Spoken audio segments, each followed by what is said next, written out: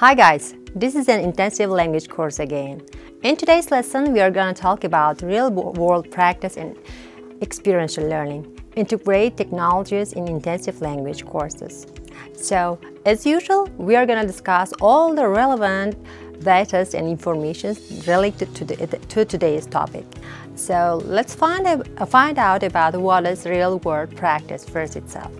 In language teaching, real-world communication refers to use the target language in authentic, practical, and meaningful ways similar to how it is used in daily life outside the classroom. The goal is to prepare learners not just to know the language, but to use it effectively in the real-world situation. So why it matters? Many learners can perform well on grammar tests, but struggle in actual conversation. Real-world communication helps close the gap between knowledge about the language and be able to use it confidently and appropriately in the life outside the classroom. So it is popular among English second language speakers that they usually begin to learn language from grammar, learning from grammar. They usually deal with grammar tasks for a long time, maybe about more than 2 weeks or 3 weeks, maybe more than months. And in that period, they only learn about vocabulary, grammatical structures, and some kind of word features, but they are not still able to produce their language. And they think that English language or any kind of second language are so difficult to learn. However, when they are engaged with real-world practice, it becomes more easier. So let's find out about key features of real-world communication tasks. So the first type of real-world communication task is taking authentic tasks. So what is authentic task itself? Authentic task in language teaching refers to activities that closely resemble real-life situations where language is used for practical communication. These tasks are designed to help students engage with the language in ways that are meaningful and relevant to their daily lives, rather than just practicing isolated language skills like grammar, exercise, or vocabulary drills. Such kind of tasks, as I mentioned above, grammar tasks or learning vocabulary tasks by writing down in the lists are usually done by the students alone. But when it comes to the authentic materials or authentic tasks, they are usually done with a group of works, as a pair work, and usually involves all the students to engage or to communicate or to work collaboratively. So it enhances students or stimulates the students to do the activity and to work collaboratively.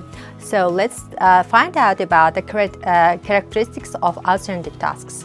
So authentic tasks have to be real-life relevance. So what is real-life relevance itself? The tasks reflect real-world scenarios in which people use language in their daily life, such as ordering food at a restaurant.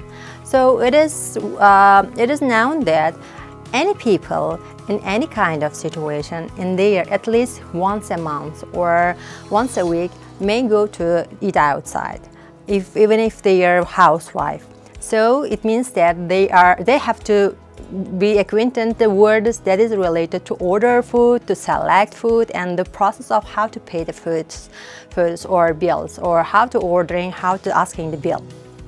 And so next type of activity can be making a phone call.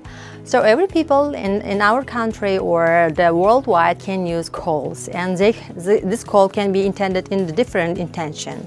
So just imagine you are going to call in the to the bank and asking about some kind of information related to your bank account.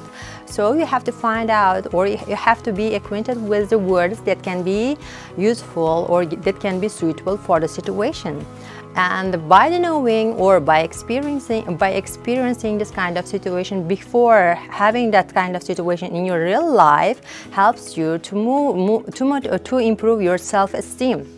Writing an email or filling out or forms or application forms or giving direction or conducting a job interview also can be a helpful tool before having this kind of situation or occasion in your real life situation.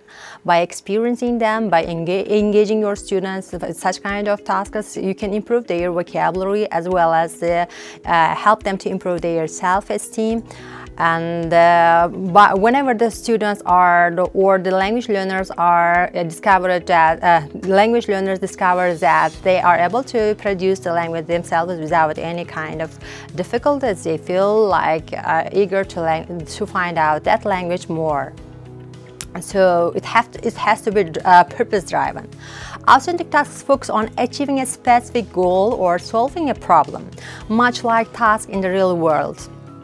And this means students engage in language to achieve something practical, such as negotiating a price, discussing plans with a colleague, or presenting information to a group, or offering advice to a friend. So, as we mentioned above, usually authentic tasks are created in the form of group or pair work. So by discussing or conversing with other people, they will upgrade several kind of skills like negotiating, or learn how to negotiate with people, or discuss, or making plans in advance. And only that kind of situation you will find out about what kind of things or what kind of things or objects they have to take into consideration, or what kind of skill they have to upgrade in order to get or to present a suitable role in that kind of real situations. So next type of task can be an integration of skills. If you haven't paid attention, whenever people are able to speak, they have to integrate several skills like listening, speaking, and reading as well in one time. So authentic tasks usually integrate multiple language skills, as we mentioned above, speaking, listening, reading, and writing in one time. Because in real life, people often use a combination of skills at once. For example, a task might involve listening to a podcast, or taking notes. It can be a writing. So discussing the podcast in a group, it can be a speaking. In order to discuss something, firstly you have to read, then listen to somebody, and then you have to produce your own speaking. So next step can be interaction and communication. This task requires students to interact with others, either with classmates or in some cases native speakers of the language. This encourages them to practice communication in a social context, which is often the real-world scenario in which large language is used. So authentic task also helps students understand the culture, contextual aspect of communication. For example, the way you ask for direction may differ from one culture to another, or how you address people in different settings may depend on the cultural context. Cultural context is a very crucial part of language learning. As we know, if people know one language, it means that their cultural contexts are not so narrow. But if a person knows two or three languages, it means that their critical thinking and worldview also extended. So, because they know several people and have to use this language, and they have more knowledge about their cultural context, and they know the way of how to communicate people in different kind of situations. As we said about, it can be asking direction, or it can be a way of greeting, or it can be a beginning of the conversation with new kind of passengers. So it is all related to the cultural contents. So let's take an example of authentic tasks. What kind of tasks can we consider in authentic tasks whenever we are creating our classroom tasks? So role plays are the authentic tasks. As a part of role play, we can take waiters. We can give a role for our students as a waitress or singer, or the bus driver or a tourist. So they have to create their own speech by after selecting their own role, and by finding out the question, finding out the speech patterns related to that kind of role, they will also find out the manner and speaking way and cultural context of that kind of countries or target countries. So taking an interview also can be a very intriguing, authentic task. Before taking an interview, a student can find out about the target person and then their cultural context and the cultural manner and the way of grading or way of asking or being a way of addressing for them. And by searching the information that is related to the interview, they also upgrade their knowledge related to that target language. So presentation skill also. By giving presentation, students not only concerned about the gathering information related to the topic, but also considers about how to behave themselves in front of the audience and how to make eye contact, how to speak in front of the audience, and how to use the tones of their in their speech appropriately. So in comparison with role plays and interviews, presentation is the most complicated task, and that's why it is advised for upper grade levels. And the problem-solving tasks. And the problem-solving tasks requires the students to be wiser and critical, because problem-solving tasks requires students to do more research, because finding out the key features and the key causes and solutions of any kind of problem asks to speak appropriately to the task and to support their ideas. So that kind of problem-solving tasks usually given for the students in the form of group work or pair work. So writing a letter or email. Writing or email letter can be given as an individual work or homework for the students, because it can be done by the individual itself, and that's why the writing a letter or email tasks are also given in some kind of universal exams. And so next type of in the next point we'll talk about why use authentic tasks in language teaching. So we have different purposes, but calculating all of them, we have several purposes that we address now, that we discuss now. Usually people use authentic materials for skill integration, because whenever we only address one skill in one lesson, students begin to forget about their other skills like listening or reading. So it is the one way to upgrade their 4 skills in one time. So as we mentioned above, whenever we ask them to speak about any topic, they have to read first, then they have to produce speech, or sometimes they exchange their information with others, and it involves them to listen. So it is the one way to provide and work on their 4 skills in one time. Next step can be language retention. So by speaking, students automatize their passive vocabulary.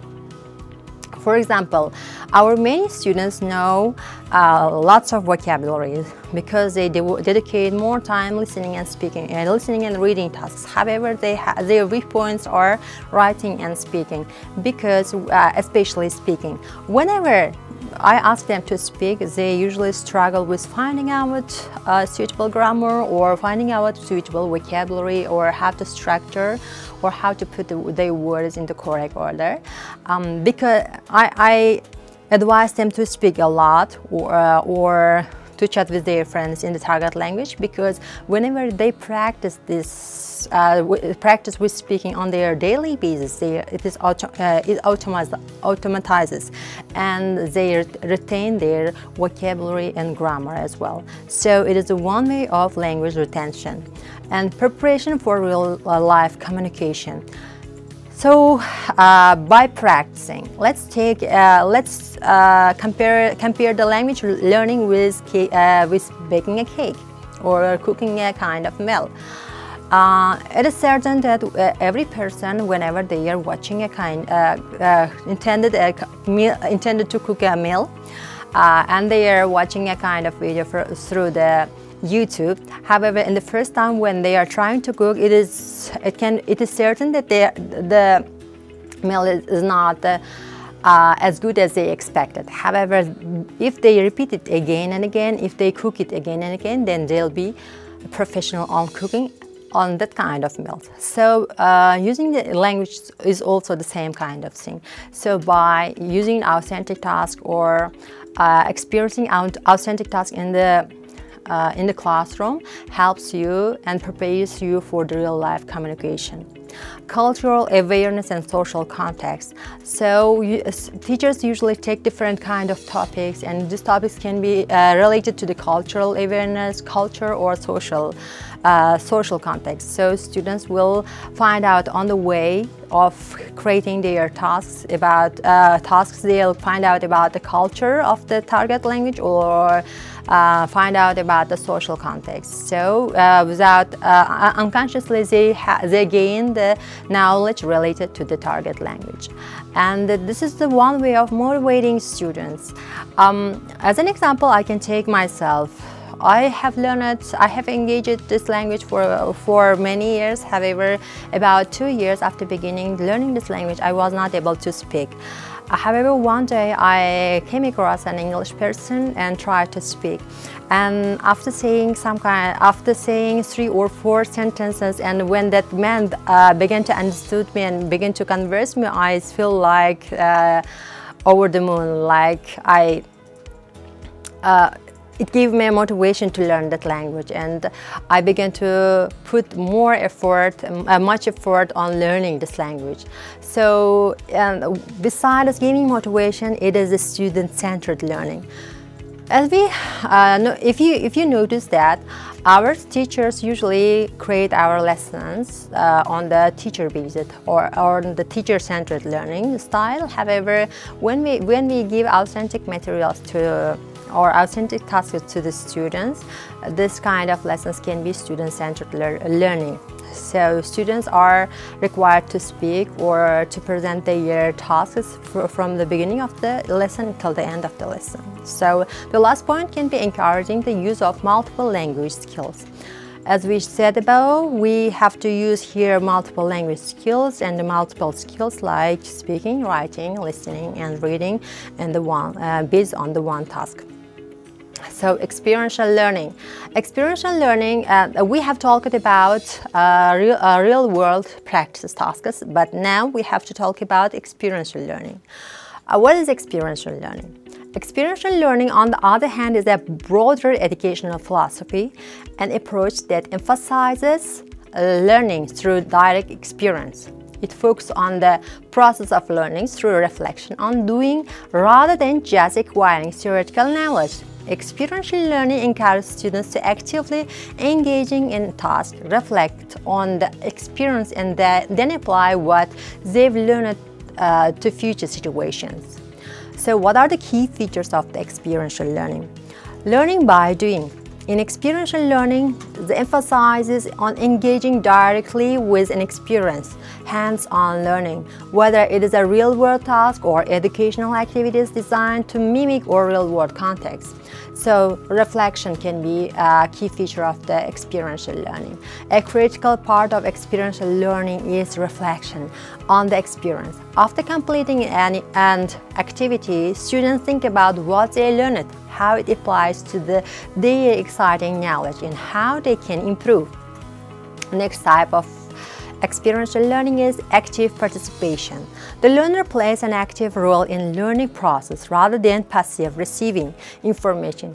It involves problem solving, decision making, and critical thinking. So, continuous learning cycle. Experiential learning often flows as a cycle of action, reflection, and application. This is commonly seen in Kalba's experiential theory. So, learning cycle can be concrete experience like doing the activity, or abstract conceptualization, or active experiment or reflecting of an object.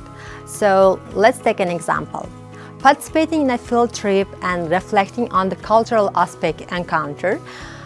encountered, completing a hands-on science experiment and discussing the results, engaging in a volunteer project and reflecting on how it can connect to theoretical concepts with social students, role-playing different science scenarios and reflecting on how the experience might influence a real-life behavior. So let's dive into the differences between real-life tasks and experiential learning. We have divided it into aspects and we'll compare them according to that aspects. So there is a given line in the aspect line. So this is definition, focus, and context. So the definition of real-life task is specific activity that stimulate or mimic real-world tasks, but when it comes to the experiential learning, it's a broader approach where learning occurs through direct experience and reflection. And when it comes to the focus of real-life tasks usually focus on completing practical tasks or achieving specific goals. But when it comes to the experiential learning, it focuses on the process of learning through experience and reflection. So let's dive into the context of both of them. So context of real-life tasks are related to in real-life situation and practical application. But when it comes to the experiential learning, its context can involve both real-life experience and simulate activities. So learning progress. And the real-life practice primarily involves active engagement in a task to achieve a specific outcome. But in experiential learning, it involves a cycle of doing, reflecting, conceptualizing, and applying. So the last point can be a goal. So the real-world tasks can be a goal is to develop the skills necessary to perform real-world tasks. But in experiential learning, its goal is to foster deep learning through engagement and reflection, regardless of tasks. So how they relate? Real-life tasks can be an important part of experiential learning. For instance, a student might engage in real-life tasks. Example, conducting an interview is a part of an experiential learning process. After completing the task, the student would reflect on the experience, analyze what went well or could be improved, and use it as a sign for future tasks. And experiential learning encompasses a wider range of activities, and real-life tasks are one of the ways students can engage in the process. In short, real-life tasks can be a tool within experiential learning to help students learn through direct involvement. So that was all about the real-world practice and experiential learning. Now let's talk about online learning platforms. In today's period, in today's world, we cannot imagine our teaching learning process and our life without technology. So online platforms are the part of the technology. Without that, the technology seems like not usable thing. So it also entered and also captured the learning and teaching field totally. So online platforms like Bluecat, Kahoot, and Quizlet is the widespread platforms that is used by our teachers. And we are not going to talk about types of platforms today, but we are going to talk about the necessity of that platform. So learning management system, why we need these online learning platforms in order to upgrade our learning management system. So what is learning management system? So it is used platforms like Moodle, Canvas, or Blackboard to organize course materials, assessments, and communication in one place. So Google Classroom, why we use Google Classrooms? This is a user-friendly alternative for managing content and collaboration, especially for small to medium-sized groups. So for the interactive activity, what kind of platforms we'll use? So collaborative tools and discussion platforms we have. For example, as an example, we can take Google Doc or Microsoft Teams. We can use for that kind of platforms for collaborative tools. These tools allow students to collaborate on assignments and projects in real time. So Google Doc also has built-in features for feedbacks and peer reviews. So when it comes to the discussion platform, this can be a Stack and Padlet. So they create space for students to interact outside of the classroom or share ideas and ask questions to each other. So we have virtual classroom as well. So for the virtual classroom, we can use live video sessions. For example, for the live video sessions, we can use Zoom, Microsoft Teams, or Google Meet platforms. So they facilitate live lectures, discussions, and question and answering sessions. These platforms also allow breakout rooms for small group activities. So next type of virtual classroom can be recorded videos. YouTube or Vimeo or course-specific platforms usually record lectures or tutorials for students to view at their convenience, especially helpful for intensive courses with tight schedule. So for the gamification, we can also use the platforms quiz and game tools like Kahoot, quizzes, and Secretive can be a great platform to make your game. These platforms turn quiz into interactive games, making learning more engaging and competitive in a fun way. So incorporate leaderboards into your course using tools like Kahoot to keep track of student performance and encourage motivation. So mobile learning also very helpful. So we have lots of mobile apps, like they encourage students to use app to vocabulary practice or supplementary learning outside of the classroom. About 10 years ago, students usually cannot usually carry their vocabulary book with themselves, but in current days we rarely see the students who are carrying vocabulary, because all the cell phone apps are available in the Play Store, and they can easily find out the new words that is unknown for them through searching up. So mobile optimized content. Ensure your course content is acceptable via smartphones, allowing for learning on the go. So assessment and feedback tools. Usually I struggle to find out my students' interest and evaluation on any kind of my topic, or the student ask them to evaluate their peers. So using the Google form and Quizlet in order to get the feedback is also very great way. So set up quizzes with automatic grading to provide instant feedback. Peer review platforms. For example, for the peer review platforms, we can take peer grade or Turnitin, encourage peer assessment, or allow students to check each other's work, improving critical thinking and self-reflection. So next type of is multimedia and interactive content. Interactive stimulation. Labster for science course use technology to simulate lab experiment scenarios or complex systems that students can interact with directly.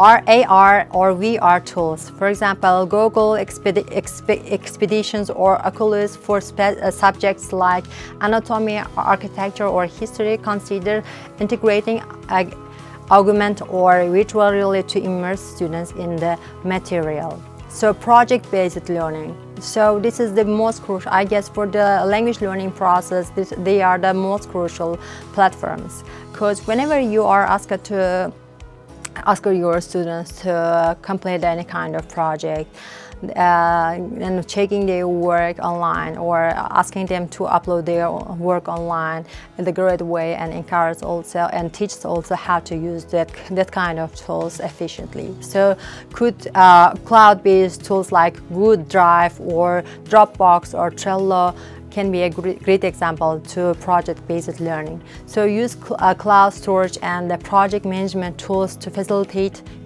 collaboration on group project. Coding and creative tools like Scratch, Tickery Card, or Canva encourage students to develop project or prototypes related to the course material using creative technology tools. So the next type can be digital collaboration and network. Social media or blogs like Twitter, WordPress encourage students to write reflection or collaborate on course material via social media or blogs, fostering engagement and communication. So online networking events like LinkedIn, Discord set up networking opportunities where students can connect with peers, personalize and monitors related to their course. So in today's lesson, we have talked about the real world practice and experiential learning and how to apply them in our learning context and in the classroom. And in the last point, we have talked about the efficiency of technology and the online platforms and how to engage them, how to involve them to our lesson. So it was all about today's lesson. Thank you for your attention. Do not forget to follow us in the social media. Thank you.